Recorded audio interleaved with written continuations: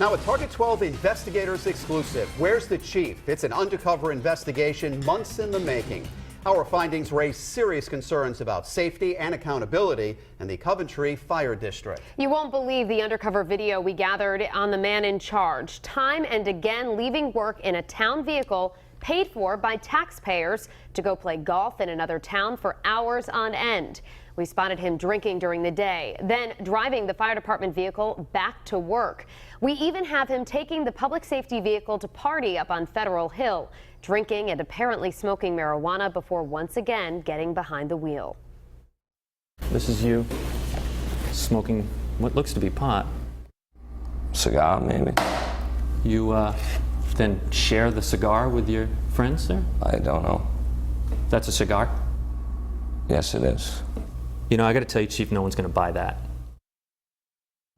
Despite all the video we gathered throughout the course of this extensive and wide-ranging investigation, Fire Chief Paul Labadia denied any wrongdoing. Target 12 investigator Tim White has the exclusive findings. Unlike many of our stories on government waste, there is no time clock to punch in this case. Chief Labadia's contract says he's on call 24 hours a day with a taxpayer-funded vehicle to respond to emergencies. But as we're about to show you, that lack of accountability opens the door to questionable, even unsafe behavior. This is Target 12 undercover video of Coventry District Fire Chief Paul Labadia. When we first went undercover, it was a Friday at 12:45 in the afternoon. Labadia's assigned fire chief vehicle is parked outside a local pub, and he's inside enjoying a beer. Are you done? Yes, I am. Both of them. After finishing his drink, he leaves. Yes. Have a good day at work. Labadia then gets behind the wheel of the fire department SUV and goes back to the fire station. During months of surveillance, we learned Labadia was an avid golfer. We would often find his Coventry Fire Chief's car parked in the lot of a Warwick Country Club. Labadia, who has been the fire chief in Coventry since 2008 and takes in a full-time salary of just over $72,000 a year, was found at the course day after day, swinging away. Over just 4 weeks, for example, Target 12 found him at the golf course 10 times, never for less than 3 hours. Sometimes up to 6, even 7 hours at a time. He'd then get into the department vehicle and drive back to Coventry. Police records show Labadia was involved in a weekend car accident while behind the wheel of the black fire department SUV, putting it out of commission for a while. So we saw him switch over to another fire department vehicle. As soon as he was in his new taxpayer-funded and fueled car at 3:52 in the afternoon, he again heads to a local watering hole where he stays for about an hour and a half. The change in car did not mean a change in habits. Like on this Friday, while his men were in the street, boots in hand, collecting money for muscular dystrophy, Labadia was hitting the links, arriving at 11:30 in the morning and sticking around until 6 p.m. When not hitting the links, we often found the chief at home during the day. Then there was Columbus Day on Federal Hill. Target 12 found the chief and the fire department's black SUV, fresh from the repair shop, parked in a lot behind Atwells Avenue. And Labadia, another sausage and pepper up, I need 2 now. Working a sausage stand for a family member's restaurant.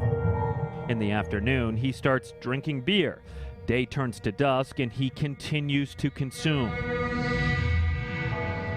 Then we switch over to our night vision cameras. We watch as he refills his drink, this time sangria, later back to beer. Meanwhile, another Target 12 camera was keeping an eye on the taxpayer's fire department vehicle. To our surprise, we watch as another man accesses the SUV, reaches in and works on something in the front seat while looking around. 2 others join him, and the mystery becomes clearer when we watch as he licks the object, then moments later lights it, smokes it, and then shares what appears to be a joint with the two other individuals, a joint he apparently rolled after accessing the chief's fire department vehicle. After he walks away, you can see here keys in his hand. The chief, meanwhile, is still enjoying the evening drinking beer. It's now after 1 in the morning and the party continues. We watch as a group of men with Labadia pass around what, again, appears to be a joint, and it eventually makes its way to Chief Labadia. He takes several drags and hands it off. It makes its way around the circle again and back into the chief's hands, where he takes another hit and passes it off. Here's another shot of him again smoking what appears to be marijuana. Then suddenly a round of beers for everyone and a cheers, the chief taking part in the libations, then gets behind the wheel of the fire department SUV and drives away. At this point, it was time to take our findings to Chief Labadia. In a wide-ranging interview, we began with his golfing. Is there enough work for you here where you can go to the golf course so much? Well, I would have to say that my work's done on a regular basis. At first, he told us he's always working. So you feel taxpayers should be confident about how much time you're putting in despite all the extracurricular activities that we have? Most definitely. I do my job. The district runs fine. I'm always available 24/7 when anybody needs me. Then he claimed he takes half days, but he has not yet supplied his time cards to Target 12. Labadia says he answers to a 5-member fire district board. And the board of directors, you think, will be comfortable when they see that you're at the golf course so much? They'll be okay with that? Well, how much is so much? A lot. No. Remember, in just this 4-week snapshot, he was there 10 times for never less than 3 hours. Not at all. I may go there for lunch because I eat lunch. A 7-hour lunch? No. Then we asked about his drinking at a local bar before going back to the station in the fire department vehicle.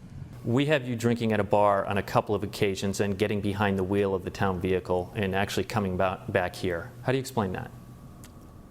I don't believe I was drinking at a bar, but I may have been at a bar with a couple of the people from the fire station. I can show it to you just so we can refresh your memory here. Yes, that's my deputy chief. And that's you with a beer in your hand? Yes, it is. And you drove the SUV and came back here? Yes, probably one beer, most definitely. Then there was the night on the hill and the 2 men who had access to the fire department vehicle before smoking what appears to be pot. Are you transporting drugs in the fire department vehicle? Not at all. What was going on there? I don't know. I don't know who the 2 gentlemen were. Keep in mind, the man who accessed the SUV is seen here with the chief later in the evening. You're a little worried that they were able to get into the SUV, even if... Yeah. You're going to call the cops? No, well, I don't know who they were. Labadia became visibly uncomfortable when we questioned him about his drinking and apparent drug use before driving the fire department vehicle that night. Why did you drink, and I can tell you it's more than one, and apparently smoke pot when you then get behind the wheel of your fire department vehicle? I don't think I did. Excuse me 1 second. No, I'd like you to. Oh, I'd like you to stay. This is you smoking what looks to be pot. Cigar, maybe? You then share the cigar with your friends there? I don't know. That's a cigar? Yes, it is. You know, I got to tell you, Chief, no one's going to buy that. I think you and I both know that. So why don't we just talk honestly about what happened up there? And I don't know. I told you I smoke cigars. you smoke a cigar like this and then hand it to somebody else, I don't. and they hand it to you. Maybe. I gotta tell you, that's not going to float with people watching this. I reached the chairman of the Coventry Fire District Board, which governs the department. He tells me he can't comment until our report airs. We'll stay on top of this and bring you the latest developments. With the Target 12 investigators, Tim White, Eyewitness News. We're not done with this investigation yet. We've uncovered more questionable use of taxpayer property. Tomorrow, we show you how the chief was driving his taxpayer-funded car on a suspended license for more than a year, and even used a department vehicle to go to his vacation home more than 3 hours away in New Hampshire. Where's the Chief continues tomorrow, starting on Eyewitness News this morning.